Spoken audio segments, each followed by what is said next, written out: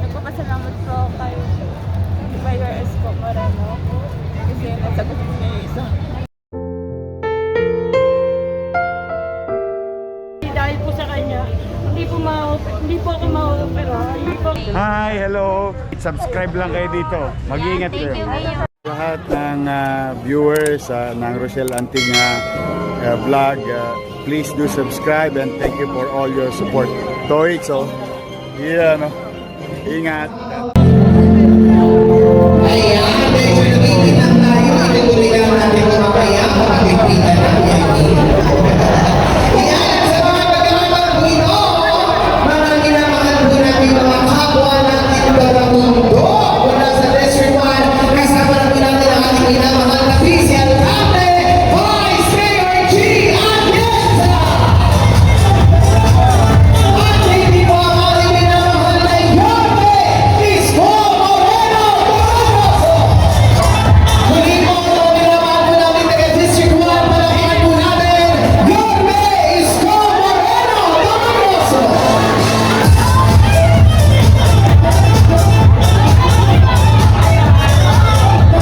Ayan, at syempre, sa ating po mga minamahal na nanay at tatay, umuulan po tayo para po mabilis. Muli po palakihan po natin Yorme Isko Moreno Toroso.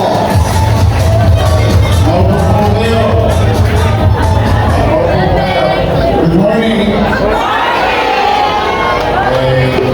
Magandang umaga sa inyo. Sa akin mga kasama kayo ng mga senior citizen.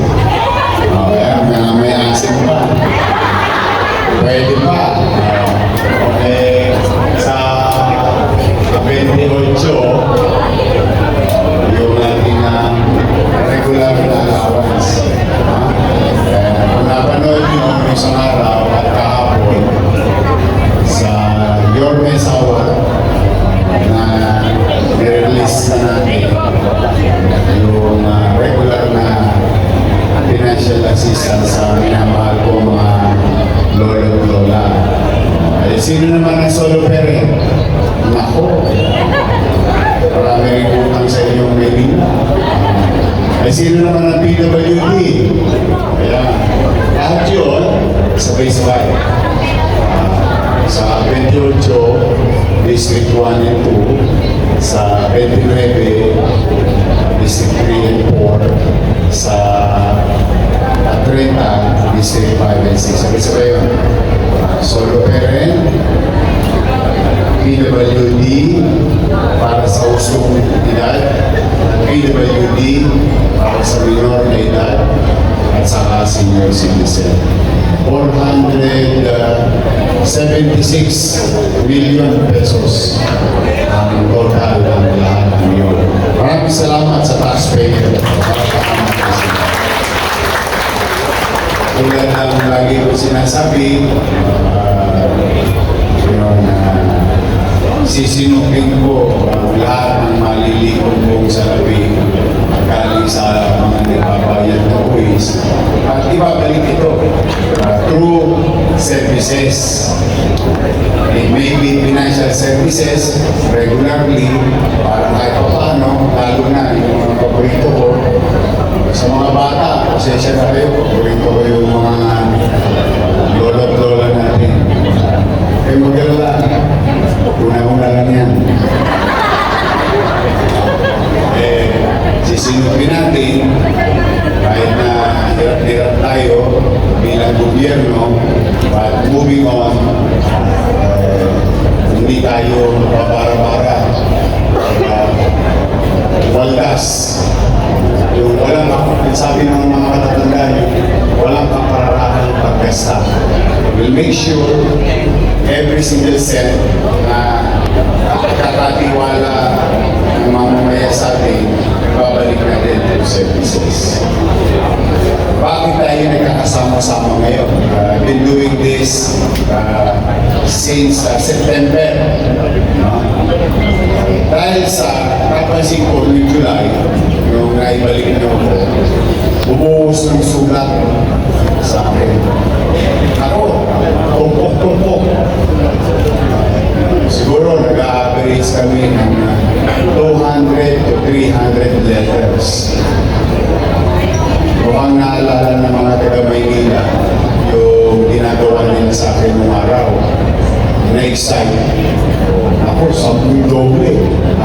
din namin ang sulat. Sabi ko kay Wayne, sabi sige, sabi natin, hindi, pagka nakaluwag tayo, sagutin natin yung sulat. Pero ayoko na mabalik ng tao. Kaya, ewan ko, kung nababalitaan nyo, dinideliver sa mga bahay-bahay. Tama ba? Hindi nababalitaan na ba kayo? Minsan 2 weeks after, minsan 3 weeks after, minsan 4 weeks after, minsan pwede pa isang buwan. Eh, totoo naman po yun. Kaya lang, bakit ganoon? Siyempre, pag walang tsape, pag mayroon naman na, nagugulat na nga lang yung utaw, minsan madaling araw, minsan gabi, minsan tanghali, minsan sa trabaho sila. Hanggang mari, pinahaba ko yung kamay ko para mas marami tayo maaga. But then again, sabi ko, alam mo, yung tao, hindi naman para mag-aksaya ng panahon na susulat kung hindi talaga nangangailangan. Pinagpapakasakali niya sa pulpit at papel yung kanyang sitwasyon. Maybe, nakakakita siya ng hope that may isang opisina na maaari siyang tuunin. Kaya sabi ko, palawakin naman natin, talahin natin bukod sa sulat. Sabi ko, makipag-coordinate kayo sa mga barangay, sa mga kaagapay natin. Hanapin yun, yung may problema. Huwag lang sa asawa. Asawa na ako. Sabihin, lahat ng uri ng kasi marami uri ng problema. And particularly sa financial. So, pwede tuition fee, o pwede may sakit, pwede may maintenance, and so on and so on. Parang namin nyo, na kung dati-rati, hinahanap nyo, gobyerno, itong araw na ito, makikita nyo, yung gobyerno ang naghanap sa inyo. Pinipilit ko ibaba yung gobyerno sa sobrang taas ng gobyerno, ang hirap abulin. Kaya binabaligtad ko. Ito ay pagpapalawak ng programang Agapay. So, pati minsan nakaka-experience ako. Binisita daw sila ni Judith.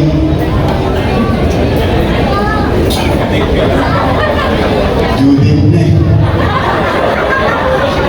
Maganda. Ako, 300 million si Judith ang dumating sa akin. Kuryente, tubig, Maynila, Maynila water, internet, nakakaraos. So, kami ni Vice Mayor at ang inyong mga kusihal ay naparito upang maibsan, if not, some chances marisolba yung partikular na pangangailangan natin. Ito po yung sinasabing kaagapay na program. So, since September, so many families and individual. At masaya naman ako dahil pagkangiti kayo, pagkatalikod ninyo, parang yun yung materiya ko. Mahirap, maging mahirap. Walang kasi kung sino tutulong sa'yo. Maaaring may tutulong, kaya lang ang hirap makita kung sino sila. Today, ito ang gobyerno ng pamahalaan ng lungsod ng Maynila ngayon.